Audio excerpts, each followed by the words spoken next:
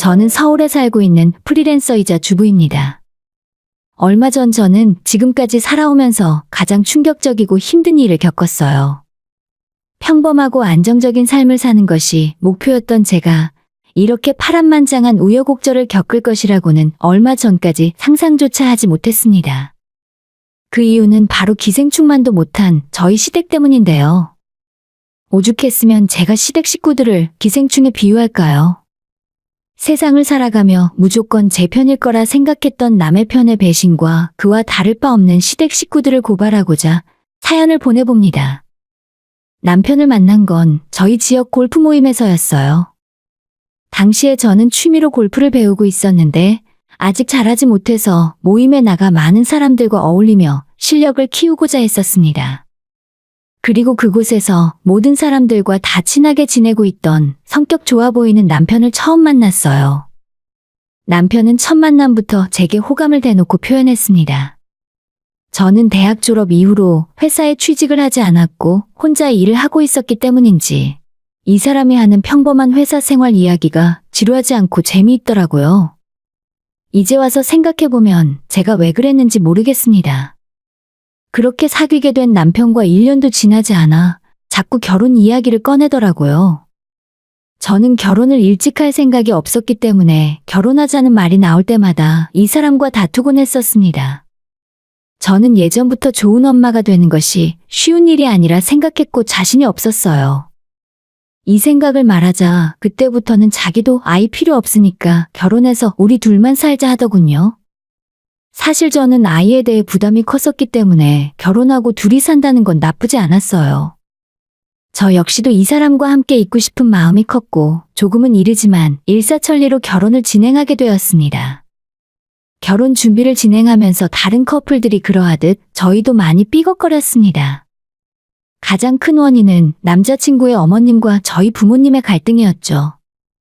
제가 그쪽 집안에 인사를 드리러 갈 때마다 어머님은 호구조사하듯 저의 집안과 저에 대해 캐물으셨어요. 그래, 너는 지금 직장을 안 다닌다며? 집에서 일을 한다고? 그거 하면 돈은 얼마나 버니?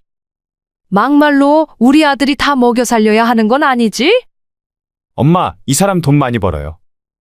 지금도 일이 너무 많아서 힘들어 하는데. 그렇다면 다행이긴 한데, 난 걱정이다.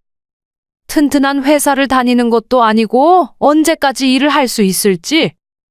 그럼 돈도 많이 모아놨겠네? 요즘은 결혼할 때 남자 여자 구별 없이 반반 한다더라. 그날이 처음 얼굴 보는 날이었는데 정말 스펙타클했어요. 아직 상견례도 하기 전이고 정말 저는 처음으로 결혼하고 싶다고 인사드리러 간 자리에서 제 호구조사는 물론이고 결혼 비용까지 어떻게 할 건지 질문들이 쏟아지더라고요. 정신이 없어서 제가 뭐라고 대답을 했는지 기억도 나질 않았습니다. 첫 만남부터 좋지 못한 인상을 갖게 되었지만 원래 결혼 준비라는 것이 이런 건 줄로만 알았어요. 그렇게 양가 부모님께 인사를 드리고 나니 본격적으로 결혼 이야기가 오갔습니다. 저희 부모님은 처음부터 제 결혼을 반대하셨던 건 아닙니다. 상견례를 하고 난 뒤로 어머님의 태도를 보고 나서 학을 뗀 것이었죠. 저런 집안에 시집을 보냈다가 우리 딸 앞길이 캄캄해지는 거 아니냐고 엄마는 야단이셨어요. 아빠도 역시나 마찬가지였고요. 하지만 남편이 제가 결혼하면 자기 엄마랑 마주칠 일이 1년에 몇 번이나 있겠냐며 본인이 중간에서 처신을 잘할 테니 한 번만 믿어달라며 저와 부모님을 설득시키더라고요.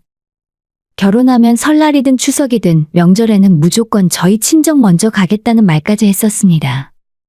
그런 말에 속아 넘어갔고 저는 부모님께 아무 걱정하지 말라고 말씀을 드렸어요. 부모님은 끝까지 사위를 믿지 못하는 눈치였지만 결국 저를 보고 마지못해 결혼 승낙을 해주셨어요.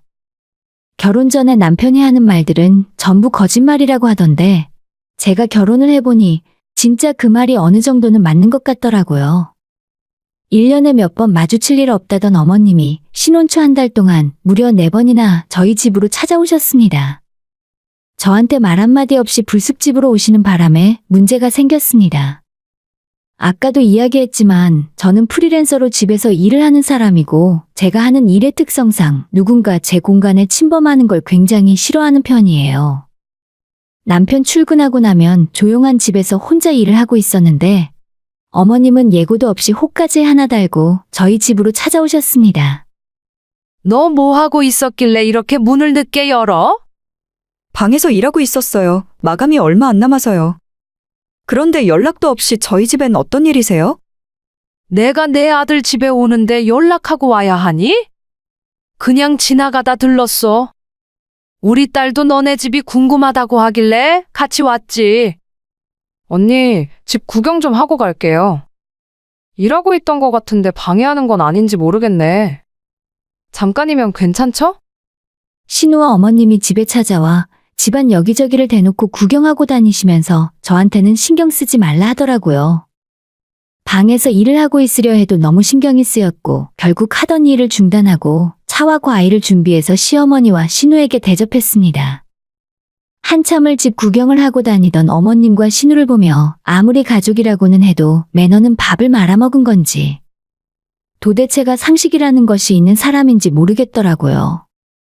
저도 그냥 일을 포기하고 두 사람과 함께 거실에 앉아 있었는데 이어지는 대화를 듣고 또 어이가 없었어요. 아무래도 25평이라 좀 작긴 작지? 응, 엄마. 나는 33평은 되어야 살만할 것 같아. 25평에 방 3개 있으니까 너무 작고 답답해 보이네. 아가씨 결혼해요? 언니 몰랐어요?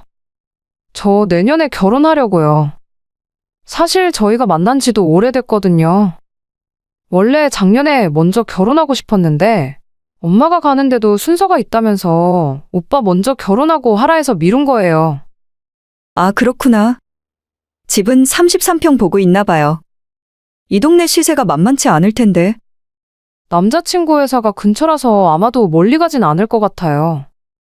그 이야기를 듣고 신우가 만나는 남자가 능력이 꽤 좋은가 보다 싶었죠.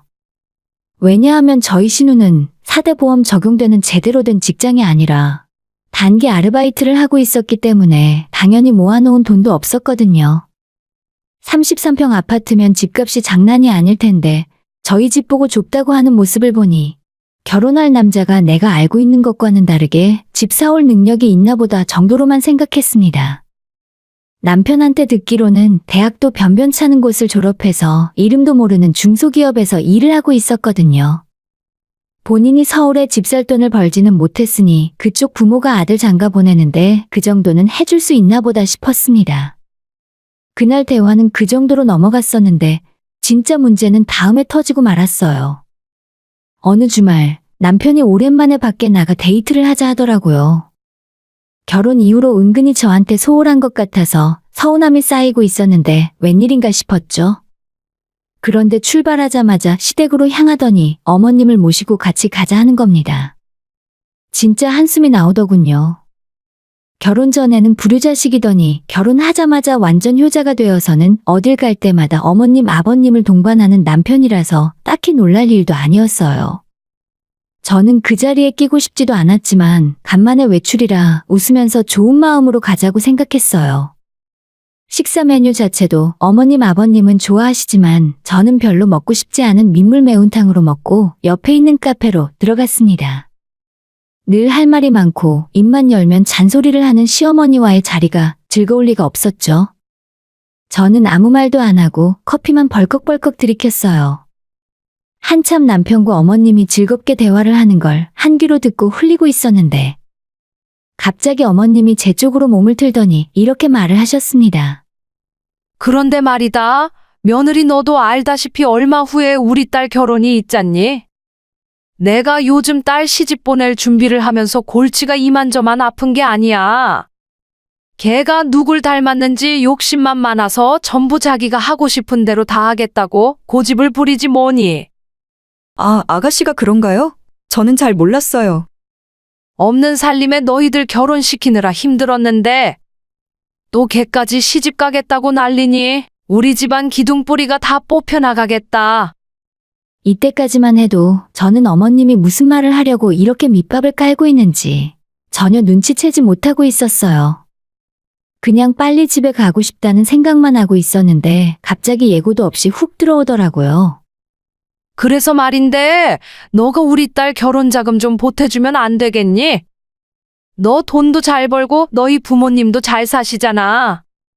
이럴 때 사돈 도움 받으면 서로 좋은 거 아니겠어? 남들은 어려울 때 온 식구가 나서서 돕고 산다더라. 네? 저희 부모님이요? 글쎄요, 그건 좀 아닌 것 같은데요. 저는 아가씨 결혼할 때 밥솥이나 공기청정기 정도는 제가 해드릴 생각이 있었는데, 결혼 자금을 저보고 해달라는 건 좀. 너희 결혼하기 전에도 내가 한 이야기가 있잖니. 요즘은 남자 혼자 집해오는 시대가 아니다 보니까 사돈 될 쪽에서도 집값의 딱 절반만 해주시겠다지 뭐니. 대출을 받아도 모자라고 너가 1억 그리고 사돈도 1억 정도는 보태줬으면 좋겠다. 정말 어처구니가 없었어요. 1억이 누구 장난하는 것도 아니고. 제가 돈이 없다고 했더니 저희 부모님한테까지 손을 벌리라 하더라고요. 도저히 부모님한테 그런 말도 못하겠고 제가 그럴 돈도 없다고 대답을 했는데 한번 물어보기라도 하라며 끝까지 고집을 꺾지 않으셨죠. 불쾌한 표정을 짓고 입을 꾹 다물고 아무 말 안 하고 있었더니 이번엔 어머님에 이어 남편까지 나섰어요. 여보가 한번 장인어른한테 말씀 좀 잘 드려봐. 장인어른 사업도 잘 풀리시는데 그 정도는 해주실 수 있지 않을까? 진짜 기가 막힐 노릇이었죠. 저희 부모님 사업이 잘 풀리건 안 풀리건 막말로 우리 부모님이 삼성 이재용 회장이라고 해도 제가 시댁에 부모님 돈을 가져다 드릴 이유는 없잖아요. 너무 화가 나서 싫다고 남편에게 단호하게 이야기했더니 방금 전까지 저를 구슬리기 위해 착한 표정을 짓던 시어머니가 얼굴을 싹 바꿔 돌변하더라고요. 얘가 어디서 정색을 해? 말씀이라도 한번 드려보겠다고 하던가 생각이라도 해보겠다고 하던가 해야지. 내가 이런 걸 좋다고 며느리라고 드렸으니 답답하다 답답해. 어머님은 화를 내며 먼저 일어나셨고 그 뒤로 남편과 제 관계도 어색해졌어요. 그날 제 편이 아닌 어머님 편을 드는 남편을 보면서 팔은 안으로 굽는다는 말처럼 결혼은 나랑 해놓고 아직 마음은 자기 집에 놔두고 왔구나 싶더라고요. 왜 사람들이 남편을 남의 편이라고 하는지 이유를 알 것 같았습니다. 그렇게 불편하게 지내던 어느 날 평소처럼 일을 하고 있었는데 어머님한테 전화가 걸려왔어요. 일하는 중이라 핸드폰을 무음으로 해놓기 때문에 못 받았는데 나중에 문자를 확인해보고 너무 깜짝 놀랐습니다. 너 때문에 우리 딸 파혼했다. 내가 널 평생 용서하지 않을 거야. 문자는 딱 2줄이었고 그걸 보는 제 마음도 좋지는 않았어요. 물론 신우의 파혼이 저 때문은 아니었지만 일단 집안에 이런 일이 일어났으니 마음이 불편한 건 사실이었습니다. 문자를 받고 전화를 드려야 하나 말아야 하나 고민을 하고 있었는데 마침 어머님에게 또 전화가 오더라고요. 그래서 이번에는 지체하지 않고 바로 전화를 받았습니다. 내가 보낸 카톡 문자 확인했냐? 너는 카톡 확인했으면서 왜 전화도 안 해? 아, 네, 봤어요. 할 말이 겨우 그것뿐이야? 너 때문에 파혼했다니까? 저는 아가씨 파혼이 왜 저 때문인지 도저히 이해가 안 가서요. 그걸 몰라서 그래? 저쪽 집에서 집 구할 때 돈 보태주지 못하는 지방과는 결혼 못 시키겠다고 연락이 왔어. 지금 우리 딸 울고불고 난리다. 이제 어떻게 책임질 거야? 자기 딸 이혼한 걸 저보고 대체 뭘 어쩌라고 이 난리인지 모르겠더라고요. 너무 황당하고 어이없고 솔직히 지금도 이해가 안 가요. 어머님, 제가 대체 뭘 잘못했어요? 누가 보면 저희 부모님께 돈이라도 맡겨놓으신 줄 알겠어요. 뭐? 너 말 다 했어? 내가 너 가만 놔둘 줄 알아? 어머님은 소리를 빽 지르더니 전화를 끊어버리셨어요. 워낙 평소에도 상식 밖의 행동을 하시는 분이기 때문에 이번에도 무슨 일을 저지를지 모르겠더라고요. 그래도 평소처럼 일을 하고 있을 수밖에 없었죠. 그 일이 있고 며칠이 지나 사건은 벌어지고 말았습니다. 마트에 들러 장을 보고 집에 돌아와 냉장고에 정리를 하고 있을 때였는데 갑자기 초인종 소리가 들렸습니다. 시킨 택배도 없는데 누가 찾아왔나 확인했더니 신우가 문 앞에 서 있더라고요. 깜짝 놀라 얼른 달려가 문을 열어주었습니다. 그런데 아가씨는 커다란 여행 가방을 2개나 낑낑거리며 끌고 들어오더라고요. 아가씨, 이 시간에 저희 집은 무슨 일이에요? 일단 나 좀 들어갈게요. 자세한 이야기는 엄마한테 들으세요. 무턱대고 집으로 들어온 신우는 작은 방에 자기 짐을 풀었습니다. 저는 너무 황당해서 말문이 다 막혔어요. 대체 이게 무슨 경우 없는 행동인지 모르겠더라고요. 이 짐은 대체 뭐예요? 지금 뭐 하시는 거냐고요? 뭐 하긴요. 여기서 살려고 온 거죠. 그럼 제가 이 짐을 뭐하러 챙겨왔겠어요? 보고만 있지 말고 짐 정리하는 것 좀 도와줘요. 그게 무슨 소리예요? 장난하지 말고 얼른 일어나서 나가요. 집에 돌아가시라고요. 못 가요. 저 언니 때문에 파혼하고 내 인생도 망했다고요. 신우랑 되도 않는 입씨름을 하고 있었는데 남편이 퇴근하고 돌아왔습니다. 저는 이 황당한 사실을 남편에게 달려가서 알렸죠. 하지만 남편은 별다른 반응이 없고 이미 이런 일을 알고 있었던 것 같았습니다. 어쩔 수 없는 일이야. 일단 당신이 참고 이해해. 엄마가 당분간 우리 집에서 좀 데리고 있으래. 이게 말이 되는 소리야? 어째서 당신 집안 식구들은 다들 상식 밖의 행동을 하는 거야? 뭐가 말이 안 돼? 엄마가 제 얼굴만 보면 속에서 천불이 난다더라. 그럼 집에서 쫓겨났는데 우리 집에서라도 지내게 해야지 어쩌겠어? 헛소리 하지 마. 그걸 왜 내가 감당해야 하는데? 그냥 둘 다 나가. 나가라고. 저는 일단 집에서 두 사람을 내쫓았어요. 신우는 안 나가겠다고 버텼지만 제가 불같이 화를 냈더니 남편이 질렸다는 표정을 지으며 자기 동생을 데리고 나갔습니다. 두 사람이 나가자마자 저는 현관문의 비밀번호도 바꿔버렸습니다. 나중에 난리가 날 테지만 지금 당장은 두 사람을 꼴도 보기 싫었으니까요. 결혼하고 겨우 반년도 지나지 않았을 때였고 짧은 시간이었지만 그동안 남편의 모든 걸 알았고 더 이상 참고 살았다가는 인간 자체가 혐오스럽게 보일 것 같았습니다. 일단 머릿속을 정리해야겠다는 생각이 들어 짐을 챙겨 친정으로 들어왔습니다. 갑작스럽게 찾아온 딸 때문에 부모님은 엄청 놀라셨죠. 저는 자초지종을 모두 말씀드리고 남편과 이혼을 하고 싶다고 말씀드렸어요. 결혼 5개월 만에 이혼이라는 소식을 전하기까지 저도 정말 너무나 힘들었지만 받아들이는 부모님 또한 마찬가지의 기분이셨겠죠. 하지만 엄마는 제 이야기를 듣고 저의 행복이 가장 우선이니 다른 건 아무것도 걱정하지 말라고 하셨습니다.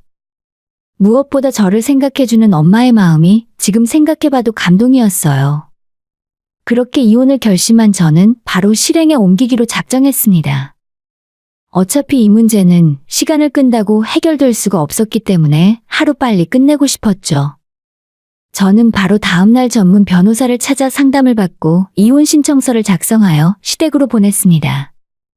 그리고 당장 찾아올 어머님과 남편을 알기에 집으로 돌아가 가만히 기다렸죠. 등기를 보내놓고 이틀 뒤 어머님은 남편과 함께 저희 집을 찾아왔어요. 비밀번호로 문이 열리지 않자 초인종을 누르고 현관문을 두드리고 난리가 나더라고요. 문 앞에서 10가지 센 뒤에 침착한 얼굴로 문을 열었더니 어머님은 싸움이라도 하실 것처럼 제 멱살을 잡으며 밀고 들어오셨습니다. 이혼? 너가 제정신이야? 너희들 결혼한 지 겨우 5달밖에 안 됐어? 근데 이혼이라니 이게 말이 된다고 생각해? 못할 게 뭐가 있어요? 어머님이 저한테 잘못하신 게 몇 가지인지 알기나 하세요? 저는 어머님이 우리 집에 불쑥 찾아오는 것부터 시작해서 돈 달라고 강요한 것과 그것도 모자라 저 때문에 신우가 파혼당했다고 협박한 것까지 하나하나 조목조목 이유를 들어 이혼 사유에 대해 설명했어요. 그래, 너가 그렇게 이혼하고 싶으면 맘대로 해라. 엄마, 나 이혼 안 한다니까? 왜 이혼하라고 해? 이 멍청한 거사. 이혼을 하면 재산 분할을 반반씩 하는데 이득 아니냐? 아, 그런가?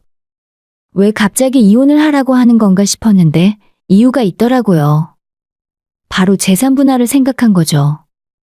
결혼 당시에 처음에는 반반 결혼하자고 하더니 신혼집 고르고 계약금까지 제가 내고 났더니 시댁에서 돈이 부족하다는 소리를 하더라고요. 원래는 돈이 있었는데 급하게 다른 곳에 써버렸다는 헛소리를 하는 바람에 결국 친정부모님이 지금 사는 아파트 가격의 4분의 3 이상을 지원해 주셨어요. 저는 차라리 모자란 돈은 대출을 받겠다고 했었는데 부모님께서 대출 갚다 보면 돈을 못 모은다며 저 편하게 살라고 지원을 해주신 거죠. 그런데 결혼 5개월 만에 이혼을 하면서 저희 부모님이 보태준 재산을 반반 나눠서 가져가겠다고요? 그건 말도 안 되는 일이죠. 재산 분할요? 기가 막히네요. 어디 한번 맘대로 해보세요.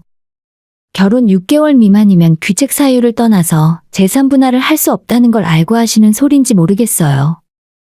남편과 시어머니의 이런 반응을 예상했던 건지 제가 상담받았던 이혼 전문 변호사가 이런 부분에 대해 미리 설명을 해주셨어요. 정말 하나도 걱정하지 않았고 애초에 우리 부모님께서 주신 재산인데 그걸 왜 자기들이 나눠 가지려고 하는 건지 그 생각이 이해가 안 가더라고요. 이 설명을 듣고 금시초문이었는지 자기들끼리 눈이 휘둥그레져서 아무 말 못하더군요. 그리고 이혼 사유는 모두 그쪽 식구들에게 있으니 저는 결혼 당시에 제가 해온 혼수 비용 및 예단 비용 일체를 돌려받을 생각이에요. 전부 반환 청구 소송할 거라고요. 그러자 남편 놈은 자기 엄마한테 이제 우리 어떻게 되는 거냐고 물었고 이쪽에 아무런 지식이 없는 시어머니도 대답 못하고 입을 꾹 다물고 있었죠. 이혼은 안 돼. 이혼은 절대 안 된다. 한참 고민을 하던 어머님이 기껏 한다는 말이 이제 와서 이혼은 안 된다 하더라고요. 그럴 줄 알고 아까 현관문을 열기 전에 핸드폰 녹음기를 켜둔 상태로 두 사람을 맞이했습니다. 남편도 분위기 파악을 했는지 저한테 이혼은 안 된다고 바짓가랑이를 붙들고 늘어지기 시작했고 속으로 정말 고소하고 통쾌했지만 얼굴 표정을 관리하느라 혼났어요. 이혼은 안 돼. 결혼 비용으로 내가 모아둔 돈이 다 들어갔단 말이야. 너랑 헤어지면 알거지가 되는데 어떻게 내가 이혼을 해? 엄마, 뭐라고 말 좀 해봐. 제가 결혼 전에 예단 비용으로 시댁에 보낸 돈만 1,000만 원이었고 혼수 맞추느라 쓴 돈이 3,000이 넘었어요. 집에 있는 물건 당신들이 다 가져가고 현금으로 보상하라고 말해주었습니다. 며느라, 이러지 말자. 내가 잘못했다. 우리 딸이 못나서 파혼한 거지 그게 왜 너 잘못이겠니? 내가 욕심이 과했다. 방금 전까지만 해도 제 멱살까지 잡고 협박을 하던 사람이 이제 와서 태도가 싹 돌변해서 눈물까지 흘리더군요. 그 모습을 보니 더 역겨웠고 얼마 남지 않은 정마저 탈탈 털렸습니다. 애초에 결혼을 하지 않았더라면 이런 더러운 꼴은 안 봐도 됐을 거란 생각이 잠시 들긴 했지만 이왕 엎어진 물이니 마무리를 잘하고 끝내야겠죠.